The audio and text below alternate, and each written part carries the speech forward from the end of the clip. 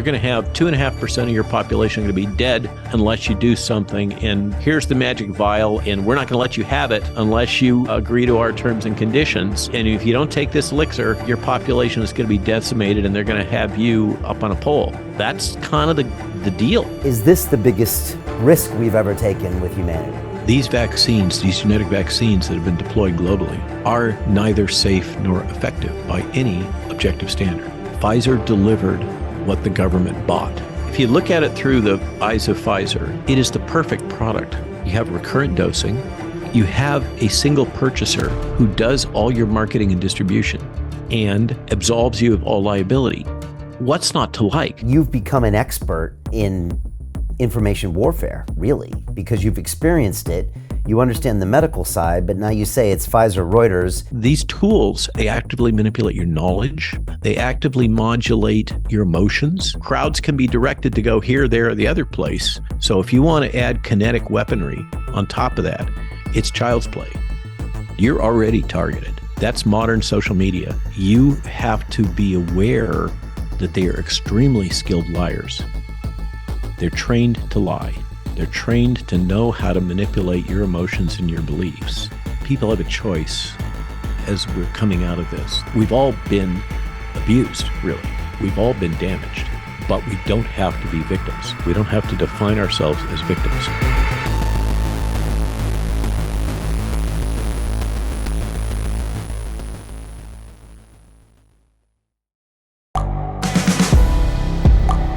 The world is changing. Inspiration is everywhere. It has never been so easy to connect, share, and bring people together. We're learning from others and finding the best in ourselves. Challenging our beliefs.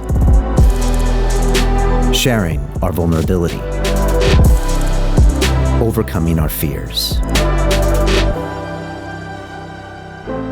Transforming ourselves so we can transform the world. How far can we go? This is London Real. I am Brian Rose. My guest today is...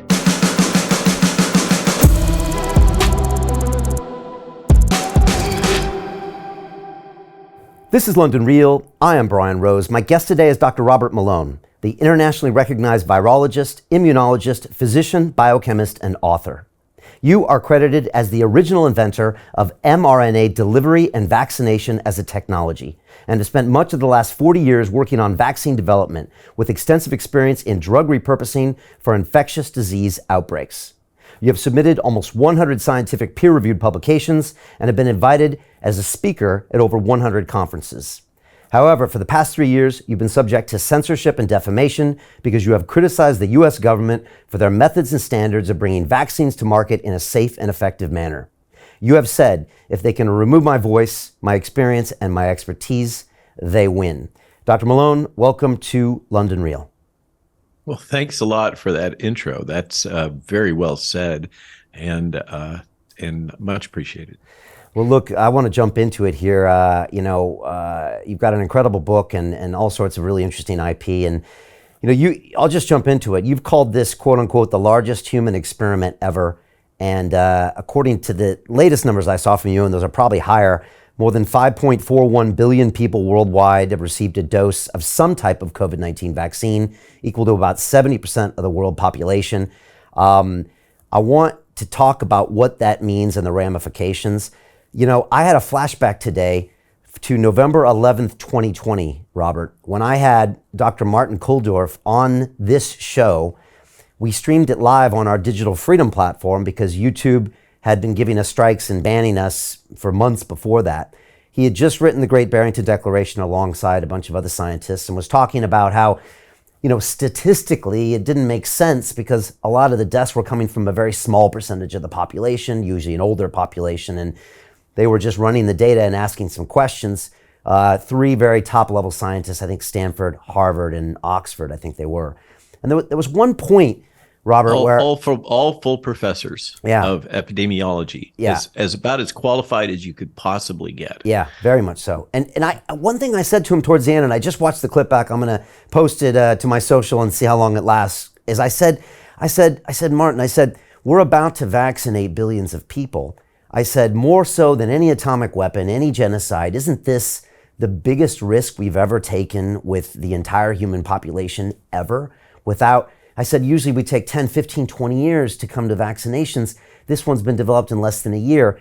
And again, Martin wasn't necessarily, against the vaccination, but he kind of had to pause and say, yeah, this is a big chance that we're taking. And that always struck me as a guy who was quite objective. He just kind of had a pause and said, this really is a big unknown. And as a scientist, and I have an MIT degree in engineering, I'm not a doctor, but I just thought this is a big experiment to make. MIT degree in engineering is pretty solid. I don't think you have to apologize.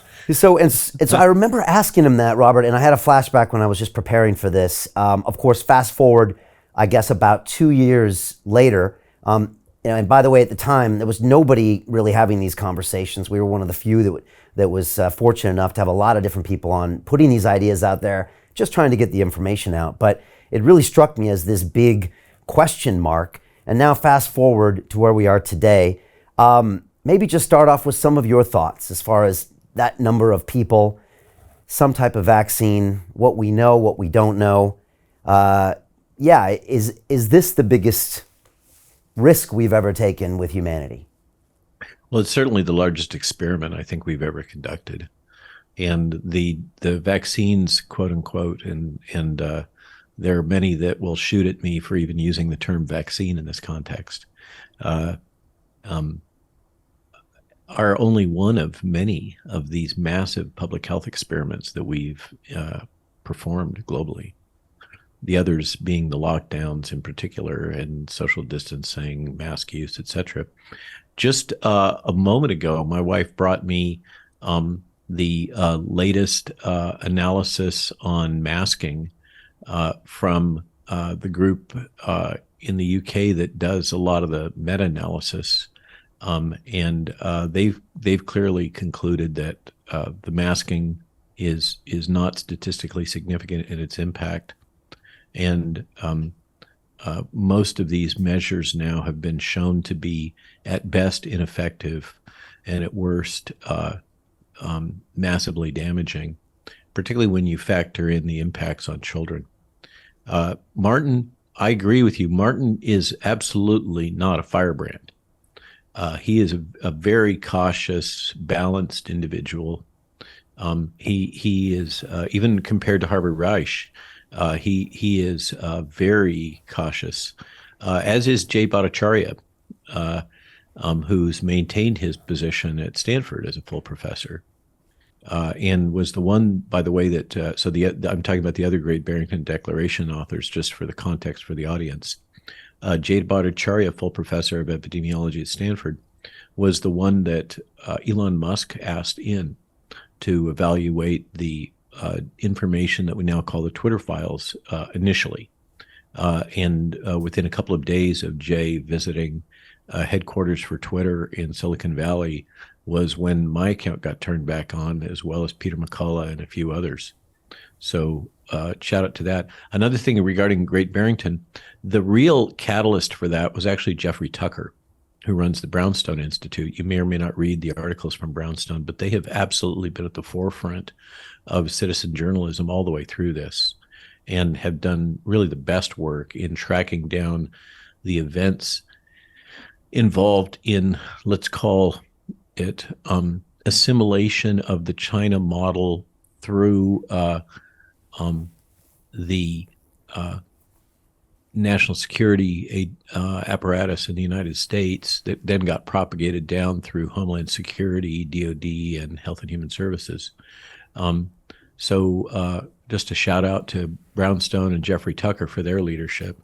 Jeffrey told me the story of what happened with Brownstone The actual with Great Barrington, the actual site that gives it its name, the Great Barrington Declaration, really regrets having hosted that meeting, apparently. And what I'm told is that to a significant extent, so did the three leading epidemiologists. They really had no idea that they had kicked the hornet's nest until suddenly all the blowback came back from all of the fact checkers and corporate media, et cetera.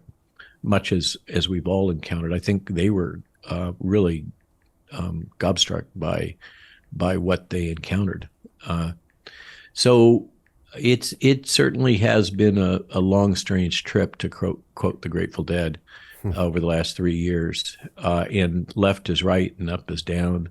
I was talking to a prominent New York journalist who was noodling for me for information over the last 2 days, and she asserted that the positions of Ron DeSantis, just unthinkingly, just came out of her mouth, the positions of Ron DeSantis in terms of medical freedom represented a position that's farther to the right than Donald Trump. I found that fascinating because it's grounded in the assertion that a belief that truth is true, in that we have the data that the vaccines actually do cause harm, and they aren't particularly effective. And we have data on the impacts of masks, for instance, in children. We have data on the impacts of the lockdowns economically, in terms of excess deaths, all kinds of secondary effects. And to be someone that is politically advocating for the rights of individuals in terms of these public health practices that have been so egregious results in you being labeled far right. I just find amazing in terms of political definitions of what is the political spectrum right now, that to take a position that's aligned with the Nuremberg Accords is considered far right now. It just, the whole arc of history over the last 3 years is amazing. And not to pump the book, the hope is that, as Steve Bannon notes, we're now in a time in which, as Orwell predicted, everything is getting memory hold really fast, even down to the level of the Wayback Machine. And we saw that with the responsive Pfizer to the Veritas videos that came out recently. And Bannon's point is that the only things that will survive, or may well survive, this memory holding process or internet wiping is going to be the printed material. And so that's part of what guides the book and its structure, is to serve as, really, it may sound pretentious, and maybe it is, a bit of a first draft of history, because it was written in real time using Substack as the vehicle for serializing it. And as some great British authors have done in the past, going back to the 1800s, serializing through various monographs, et cetera. So we decided, as we launched into this over a year ago, that we would use Substack essay format as a way to build the content chapter by chapter, serialize it, push it out. Then that allowed us to have feedback from the audience, the people that subscribe, et cetera, and allow us to kind of revise and fine tune. And then that became the backbone for the book as you see it right now.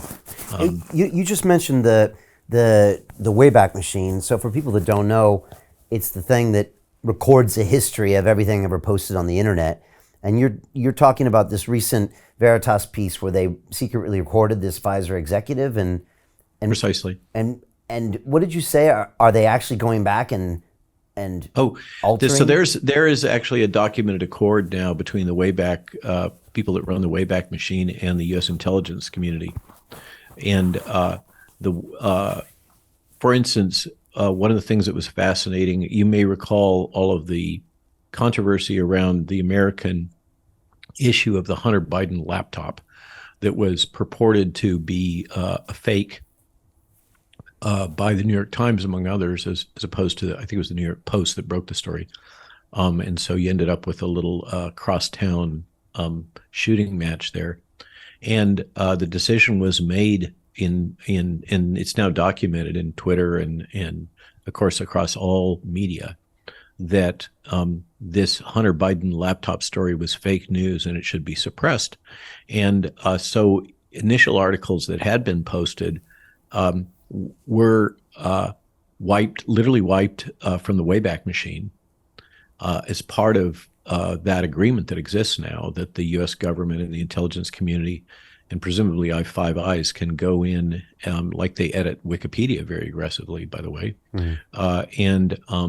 and delete entries that are not in the national security interest. Wow. And in the case of the Hunter Biden laptop, what was fascinating about that is when it then became the approved narrative that in fact it was real, then Wayback Machine was caught repopulating those articles that they had previously taken down. So in the case of this recent dust up between Veritas, I'm trying to be neutral in my language here, between Veritas and Pfizer with that recorded kind of honey trap strategy that they do with this global director level person responsible for RNA vaccine strategies. Within hours, all records of that gentleman and his college career, et cetera, had been completely wiped off the internet, including off the Wayback Machine. And then, I talked about this in a recent essay, the cascade of events that occurred. It was fascinating to watch. It demonstrated the incredible power of Pfizer, or I should really say Pfizer Reuters, because they're closely tied to each other.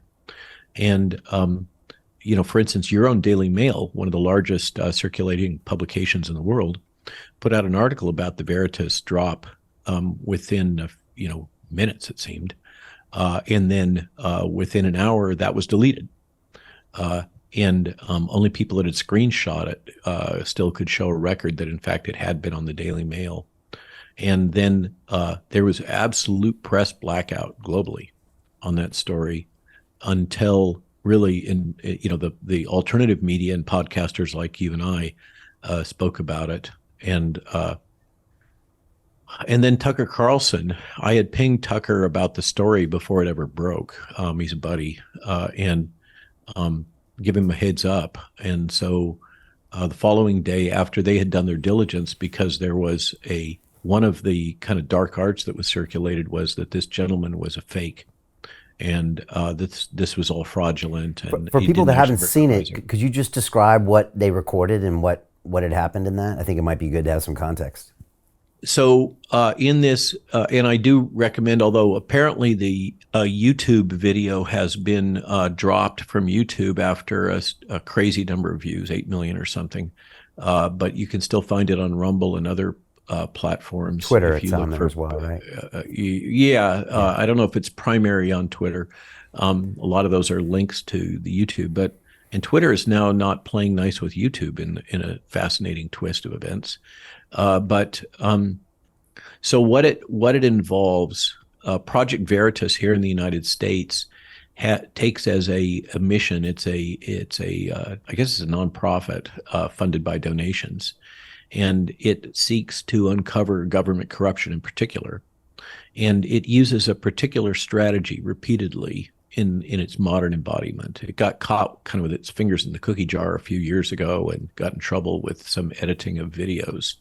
But in the modern embodiment with James O'Keefe, they're specialists in what I think is probably familiar to a British audience, these terms, honey traps. The use of attractive journalists of some type that are in some way sexually attractive to whoever the target is, and they often get the target for the investigation into a bar or some other environment where they're loosened up with alcohol or whatever the substance is, and then are caught with surreptitious taping that they were unaware of. And this is absolutely the strategy that was deployed here. O'Keefe, who's in charge of Veritas, acknowledges that this is a deceptive practice that he employs at Veritas, but his justification is he's trying to capture deceptive people. And so you have his justification is one has to resort to deception in order to capture and uncover deception. So bottom line is this young, fairly recent University of Texas medical graduate by way of undergraduate at Yale, who's African American and apparently gay, based on I'm not casting aspersions. I'm just describing the scene. Based on the fact that he appears he refers to this as a date with the journalist in a subsequent recording. The journalist is an ex-Pfizer employee who's male, so there's that. And this global worldwide director level person, 3 down from Boria, or some say 2 down in terms of the organizational chart, from the CEO of Pfizer, is very outspoken, very cavalier, really, about describing things like regulatory capture, the revolving door, and most notably, what has a lot of people twisted up is his casual description of what is gain-of-function research by the U.S. federal definitions being performed at Pfizer in a program apparently designed to try to anticipate future viral evolution of escape mutants, so that they can prepare vaccines against those future potential escape mutants that they've generated through a number of methods that the gentleman refers to as directed evolution. But it's really just a euphemism. I dove into this because there had been a Stat News article published a number of months ago that actually described what was being done at Pearl River, New York, and in Texas at University of Texas Medical Branch by Pfizer. And it absolutely meets the criteria of gain-of-function research with the coronavirus. So this gentleman describing what is really, for most of us, ethical horrors, completely inappropriate behavior on the part of Pfizer, and so the initial pushback, as I mentioned, was basically a blackout of news about this, wiping the internet, memory holing, a stonewalling from Pfizer that then there was a subsequent drop and deployment, apparently, of a swarm of trolls, bots, and disruptors that pushed the narrative that this was fake. It was a deep fake, that the gentleman didn't even exist, that he wasn't an MD, he wasn't a Pfizer employee. Unfortunately, that all ran into the reality of another Pfizer employee, whistleblower, providing organizational charts from Pfizer that clearly demonstrated the gentleman was what he was. And a number of people had already done screen grabs of, they sent them to me. I could fully dox the gentleman. I have his email addresses, his phone numbers, his address, everything else. People sent to me. I just chose not to out of, a commitment to ethics and doxing. But the gentleman's absolutely real. And then O'Keefe ran a second video the following day in which he had personally, because at this point the gentleman doesn't necessarily know that he's been filmed, and O'Keefe confronts him with camera in public in a New York eatery of some kind, New York City, and unfortunately this gentleman who's like 4 years out of graduating medical school, I can't wrap my head around how you become a global director of RNA vaccines 4 years out of medical school with no formal training in science, but there it is. And O'Keefe confronts him, and the gentleman unfortunately just nobody ends up looking good. The gentleman becomes kind of violent, starts complaining that he's surrounded by white people, calls the police. I mean, it's just a whole bunch of stereotypic behavior comes out that's amazing to watch. Uh, and and then the following day, Pfizer drops a press release. That's Friday at 8 p.m. Eastern U.S. So, I saw people chatting on the internet. Oh, they must have been working really hard all day long to put out that press release. I'm like, come on, guys. This is classic strategy if you want to avoid a hit on Wall Street and in the media. As you know, I think you used to work on Wall Street. You drop the bad news late Friday, and that gives the street a couple days to process that and kind of get over it. And it also kind of buries the news because you're avoiding the 5-day work week primetime broadcasts. So that's kind of the context. It was amazing to me as a demonstration of the power of Pfizer to control the narrative and completely control corporate media globally. As well as their ability to promptly wipe the web and to deploy what's really fifth-generation warfare tactics, including bots, trolls, disruptor agents, etc., on virtually all social media channels simultaneously. It was an amazing demonstration of modern spin control by clearly a sophisticated press office and operation within Pfizer. Unfortunately, I think that we'll see how that plays out. Yeah, in terms of whether they'll be held accountable for the actual actions that occurred. Yeah, I clocked it on Twitter. I think it might have been a native video, and then I saw the reaction afterwards, which was pretty fascinating when they confronted this gentleman. But it was all pretty damning stuff, and I was kind of curious what they would do. And it'll be interesting to see how it plays out. It's been interesting to watch. You mentioned the Twitter files and how obviously I don't think a single mainstream news media publication has picked up any of that. No. What they picked up is attacking Matt Taibbi. Right. Calling him conservative. They're attacking the journalists calling Matt Taibbi conservative requires intellectual backflips. I think 3 or 4 of them at least. Notoriously liberal writer for Rolling Stone for many years. But that's the new pejorative, right? Yeah. Is far right wing. Well, it's interesting because I started off and mentioned the billions vaccinated, but you've become an expert in information warfare, really, because you've experienced it. You understand the medical side, but now you say it's Pfizer, Reuters. We had a little experience, with big tech censorship in 2020 and afterwards. And when I read some of the information in your book and otherwise, when you're saying that through a Freedom of Information Act request, it shows that the CDC spent $1 billion tax dollars on propaganda to push the safety and effectiveness of vaccines and stop misinformation and putting money out to all these major publications. It seems that maybe this is a more pertinent conversation than even some of your medical expertise. Thank you for saying that.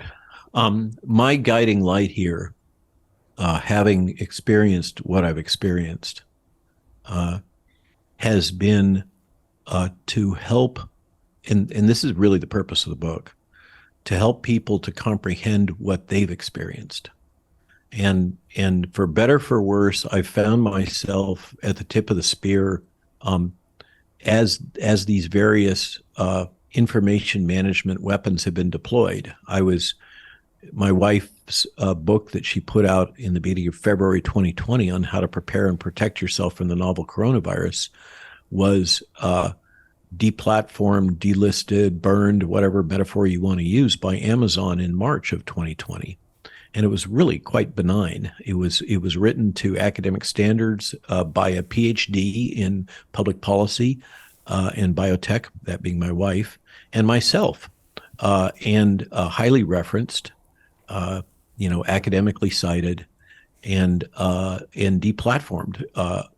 The by the way, we were also, I think many people credit us with the first to break the story about not only the involvement of James Smith from Reuters with Pfizer, but also the Trusted News Initiative and what it really meant. And there's now a lawsuit going against them by Children's Health Defense, among others, for basically monopolistic practices. But I thank you for acknowledging that. My intention has been to help heal and to help people comprehend what we've all experienced, because it's overwhelming. I had the benefit in part because I decided to accept the jab and had the consequences, but I was able to travel internationally, and I booked over 400,000 miles last year on commercial air, not to mention the privates. And I've been, I haven't spent any time in Asia, but a fair amount of time in North America and Europe. And what has stunned me is that all of this, really what we now know as fifth generation warfare, often deployed by the militaries of the Five Eyes Alliance on their citizens, was amazingly coordinated, down to the level of specific messaging, like the Dirty Dozen, anti-vaxxers, all of the language modification that is, so deeply Orwellian. I think if those of us that weren't already amazed at George Orwell and his prophetic capabilities, after the last 3 years, Huxley and Orwell need to be elevated to the level of Nostradamus, I think. It's just been amazing to watch.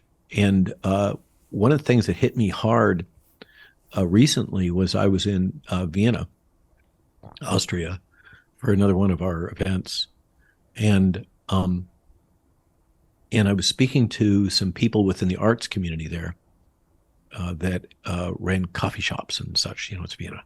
And what they told me was that just like in the United States, there had been a harmonized massive purchase of endorsement by artists of every walk in Austria. And as you know, Vienna, it's all about the arts. And so you had musicians, writers, graphic artists, all these people all received capital, all received cash in order to buy their endorsement and support of the vaccine products. It all happened in a harmonized fashion globally.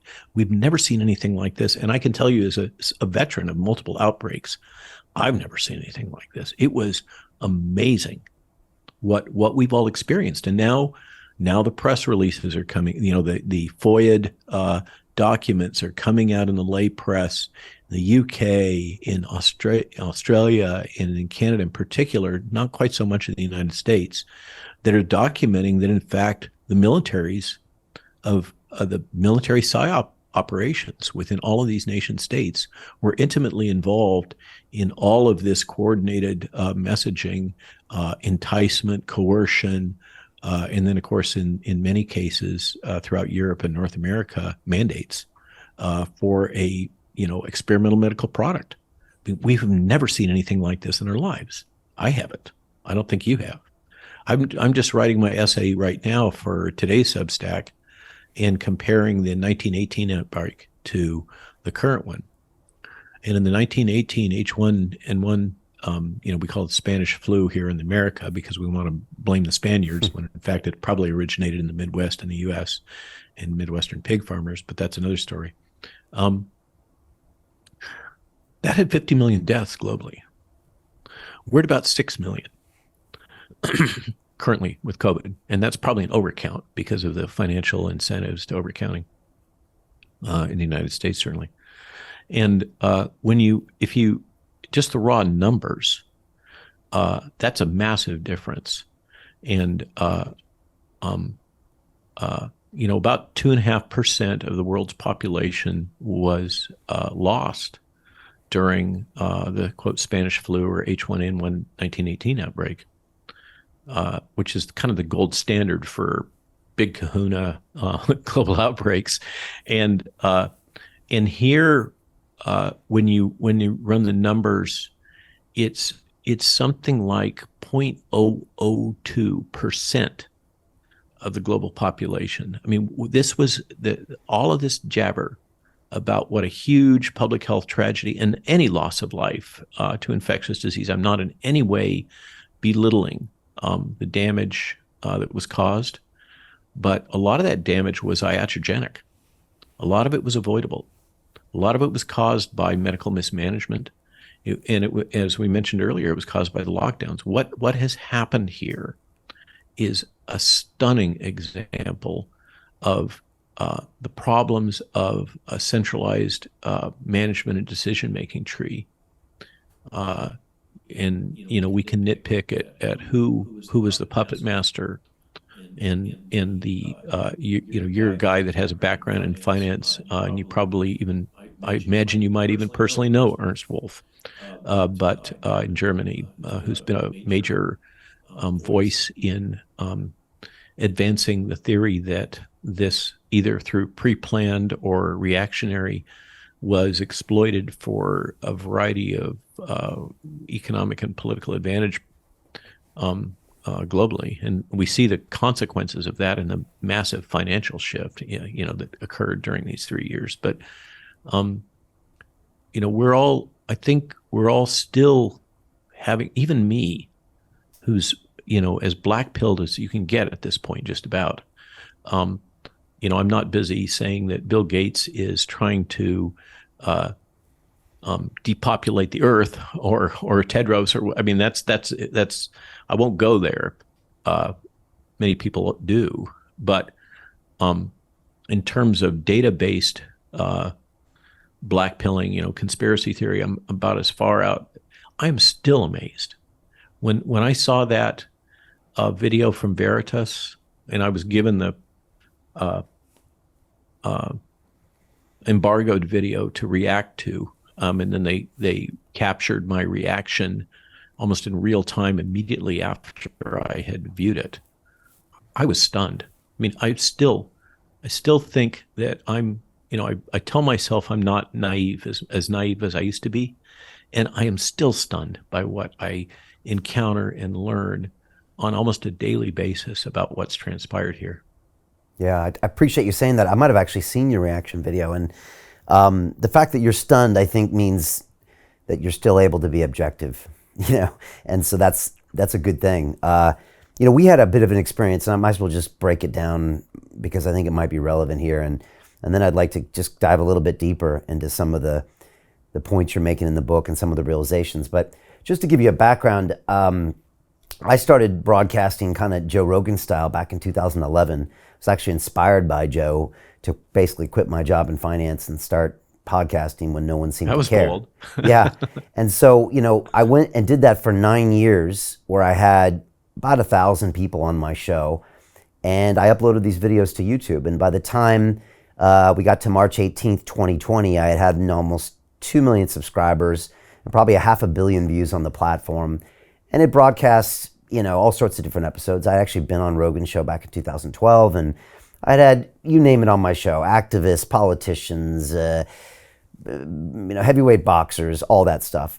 And then on April 6th, 2020, we conducted the second largest YouTube live stream in the world that day. We had 65,000 concurrent people watching me here in this studio with another gentleman who was 70 years old have a conversation in this tone of voice, where he asked questions or made assertions that maybe the PCR test wasn't the best thing, asked questions about masks, talked about vaccinations.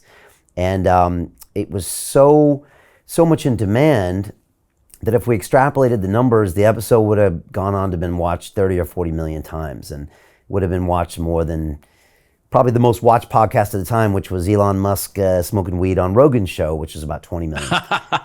And supposed rumor has it that I think it was 1757, the one I hit, hit 100 million. Okay, gotcha. Well, that's possible. Yeah, you came later, obviously. And so, so we were. It was quite a broadcast, and it was a time of real uncertainty. And we walked out of the studio, and then somebody came up to me in my office and said, "The video's been deleted." And I was like, "What are you talking about? This must be a mistake. Re-upload it." And then that was deleted, and we re-uploaded it again. It was deleted, and I thought, "Wow, this has never happened to me." I thought it was the weirdos that got censored, and I got a real dose. Welcome to the club. Yeah. And so we started a head-to-head fight. The BBC came out with an article the next day saying that that basically they had pressured YouTube to take it down. Really? Yeah. I had been that's, to yeah. So that was a TNI hit. You might have common cause. You might want to ring up Bobby Kennedy at CHD and have a chat about that lawsuit. Yeah, maybe I will. Yeah, he was on the show a couple months later. Yeah, it was so again, I had been down to YouTube headquarters. I had a partner manager, and actually I had to hear about that through an article on the BBC the next day where YouTube commented that they took it down because they didn't like what we were doing. And I called my YouTube person. I was like, I thought you would have maybe spoke to me before you spoke to the BBC about this. And apparently the same guest had been on my show about 3 weeks earlier asking questions, and they were poised and ready. And when we went live, they were watching, and then they just used us apparently as a reason to get us down. So we started going up against content strikes, and then YouTube threatened to delete basically 9 years of my life, 10,000 videos. And so I got a real dose of this. And so we ended up creating our own platform and streaming on something called the Digital Freedom Platform, and started having conversations with all the people that were talking about it, including Great Declaration people, everybody, and doing it all. I think when I was in the Bath conference last, somebody from the Digital Freedom Group in London gave me a business card. Oh, I don't know if that was us or not. It might have been someone else. And we're called the Digital Freedom Platform. So, yeah, I don't know. I don't know if it's associated with us. So I got a real dose of this, and I've always been trying to make sense of what was going on. And again, I think the point I was going to make is when I started seeing, by the way, at the same time, we were simultaneously dropped by Dropbox, which we use to store all of our content. I didn't realize they were watching our content. PayPal suspended like $100,000 of our money. Not to mention, of course, LinkedIn, Instagram, Facebook. The list went on. And so when I watched the Twitter files recently, I thought, back then, I'm not a conspiracy theorist. I leave that to the guests on my show. But then reading the Twitter files, I had a similar reaction that maybe you do these days, where I'm thinking, wow, well, I guess all that could have happened if it was coordinated by maybe certain agencies that we could see evidence of the Twitter files. Well, that's now you're mashing your finger right on the red hot button. That's you and I have to be careful because we're speculating now, in a very torturous environment. But that's one of my current missions, is pulling any documentation I can get about the involvement of the intelligence community, the national security state, and particularly the military, because the articles that I'm finding in British press, as I mentioned, Canadian press has been quite a few, and Australian press now, some Aussies that follow me have been sending stuff. I don't have anything from New Zealand. All indicate that there was a major involvement by military psyops divisions in each of those nation states against their own civilians. Yeah. And then we have the fascinating example of the Wikipedia editing, and there's a wiki for the intelligence community that has tracked down some of that, and it appears that it's the assertion is made that MI5 has a sock puppet who literally has an image of a sock puppet for their ID. That whatever it is, the same name is attributed with the editing, not just on my Wikipedia page, this aggressive editing, but Also, on many of the physicians that have been outspoken, and anybody that said anything about these key topics of ivermectin, hydroxychloroquine, or other early treatments, all seems to be the same individual who apparently. To continue watching the rest of the episode for free, visit our website londonreal.tv or click the link in the description below.